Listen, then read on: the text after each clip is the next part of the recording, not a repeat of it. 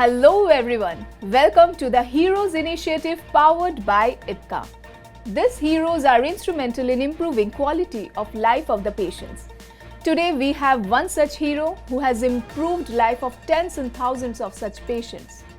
Doctor, we welcome you to the Heroes Initiative by IPCA.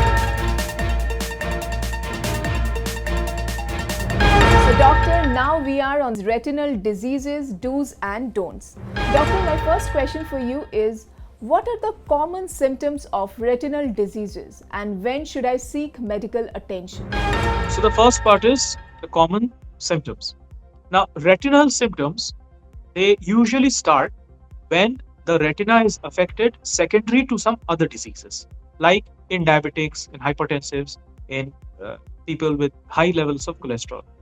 So first and foremost, whenever you have any of these diseases, such as osteoarthritis, this is one another such. Again, just like glaucoma screening, you must go for a retina screening if you have any of these diseases. Secondly, retinal symptoms are only a few. First, the commonest one is appearance of floaters. Now, what are floaters? Floaters are small, dot-like particles which you see floating around. So you look at a white wall, or you look at the sky in the in daylight, and you see multiple dots flying around. So these are known as floaters. These can be natural as well or normal as well. Like in people with high minus powers, sometimes these see floaters. But it is always a good idea to go for a screening if you have these. Second is appearance of flashes. Now, flash is just like a little bit of, जिसको हिंदी में चिंगारी बोलते हैं, मतलब कि a little bit of firework or something, a light just moving around in a split second. So that is called a flash. So if you do have flashes, go for a retina checkup. Third is, now in certain serious conditions, you see tufts of hair-like structures floating about. So this usually occurs when the retina has a bleed from some source. We call it vitreous hemorrhage in medical terms. So you'll be seeing something like a cobweb or a bunch of hair just floating around. Wherever you look, the bunch just flows around and static over that place. And a very dangerous condition is retinal detachment. That means when the retina has a tear at some point. Here, the usual symptom is there is sudden onset of diminution of vision and there is partial diminution of vision.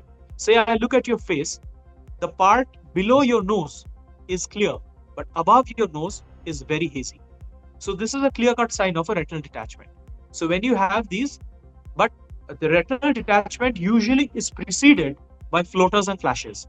So whenever you have those, it's good to go for a retinal evaluation. What kind of lifestyle changes or habits should I adopt to protect my retinal health and prevent diseases? So for certain conditions, like those which are secondary to systemic diseases like diabetic retinopathy, hypertensive retinopathy, for these, the only way to go ahead is for regular screening. So if your diabetes itself is under control, your retina will also be healthy. Or your hypertension is under control, or your arthritis is under control, so the retina will not be affected. So this means a stable blood sugar level, or a stable blood pressure level, or a stable uric acid level, so on and so forth.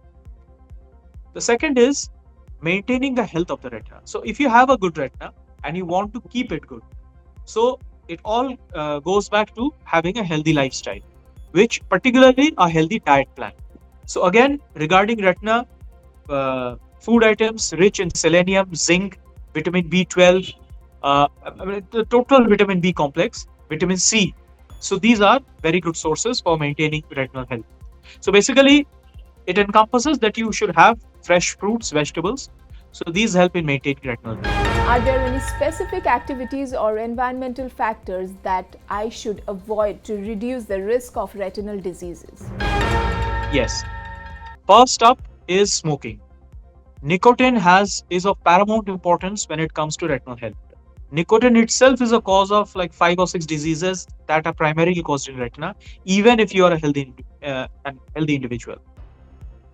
So avoid smoking as much as possible.